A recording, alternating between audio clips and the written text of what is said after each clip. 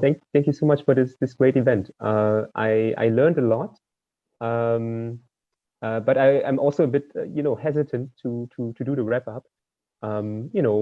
After so many great women talking about their experience, I feel a bit out of place as a guy to say what I can reflect as a man on what women have said, and sometimes as a man, maybe sometimes we also have difficulties in reflecting correctly.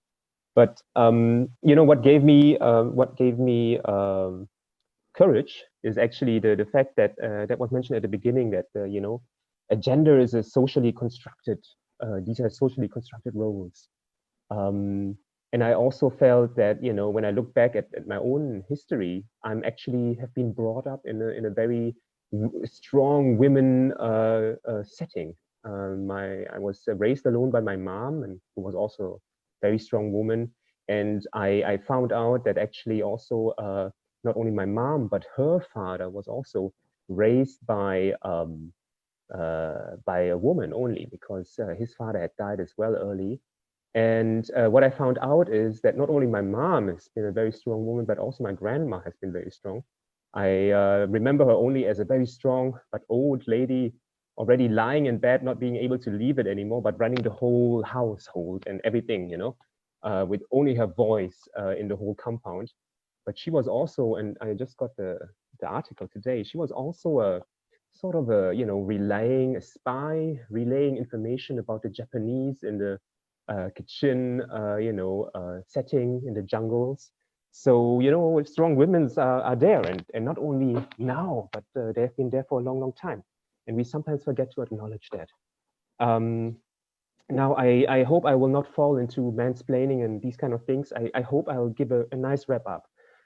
Because, when we started out with Ms. Watzinger, she said rightly so, that when you look at it, a lot of female leaders, they shine. A lot of male leaders, they don't. There are certain, reasons for that. I don't really want to go into the negative things about men, but what I want to talk about is that there is a form of female leadership, and the nice thing is, and there's also hope for us men, and it's not exclusive to women. And where does it come from? What was mentioned was that women, for example, they face discrimination. Very often, people would say or used to say, as a woman, you cannot do that. There is also these gender roles being done. Um, and there's also the way that women are supposed to behave, also in the household. When I look at my own upbringing, when I look at a lot of my friends, a lot of girls had to work a lot in the kitchen, while for men, somehow we can just get away with it, of not doing anything in the household. And that's a problem. So women are, asked to work from early on.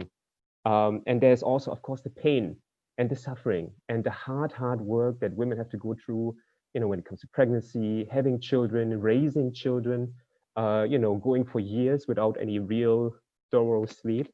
And but the thing I like, and I think that we really have to reflect on, is that women, they get lemons and they make lemonade out of it.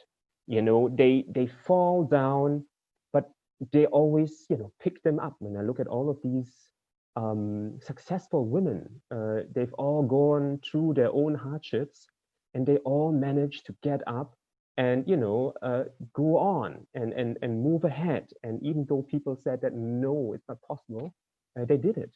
Um, so that's really, really encouraging. And there's empathy, there's caring, being humble, being able to ask questions, asking for help, uh, being able to go through the pain, having the stamina, looking at the details. That is all part of what I understand to be female leadership, which is not only a monopoly for women. And that brings us to fighting the pandemic. Women are very good at communicating. They not only have this one-way communication, but they can do, it goes both ways. They can listen and then communicate back. They can ask the right questions. And that's very, very important, especially in a pandemic.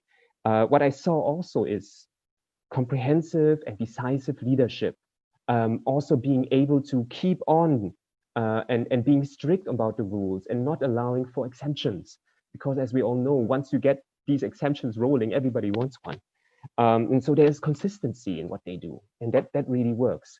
What I felt was really interesting for me is, how the same thing done by a man or done by a woman is constructed differently. I think it was Constella who said, "Oh, when a male gets passionate about something, it's accepted. But when that happens, when the woman does the same thing, it's being seen as angry." Or and that also got me thinking about, do women sometimes have to be even more tough than men just to overcome that, soft stereotype? But then I also feel happy that, women leadership is now accepted, and well, it is being more and more accepted. I don't think we are there yet on parity, but it's something that people believe is there and is a possibility. So, when it comes to having new female leaders, having more female leaders, I believe that the points that were made by all panelists are right. Having them in school, making sure that they don't drop out of school because of, for example, teenage pregnancy. All of you women as role models for younger women. I think that is super, super important. And yes, of course, the mind changing, having the opportunities for women.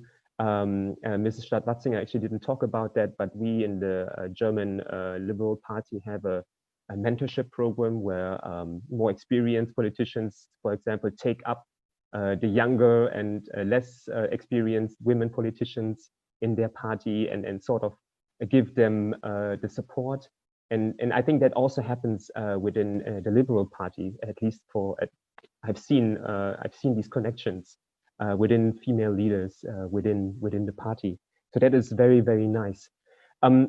I hope I didn't get into, what they call mansplaining. I hope I summed it up correctly. It is really, really encouraging to see all of you being women leaders in making a difference during this pandemic and doing that with your own style. And I think that is very, very important. Last but not least, there's also something else that is on my mind because it actually is starting tomorrow. And I think it's also very important for women. And that is that voter registration is actually starting tomorrow. So all of those who are watching, all of those who are also convinced that women, especially now, as we can see in the pandemic, make better leaders, please don't forget to register yourself so that you can vote for your women leaders. Thank you so very much. And I think I would now like to hand over to my dear colleague, Roselle. Thank you so much for this event. It really opened up, new ways of thinking for me, but it also reinforced that women are just great leaders and they have this touch that I love. Thank you so much.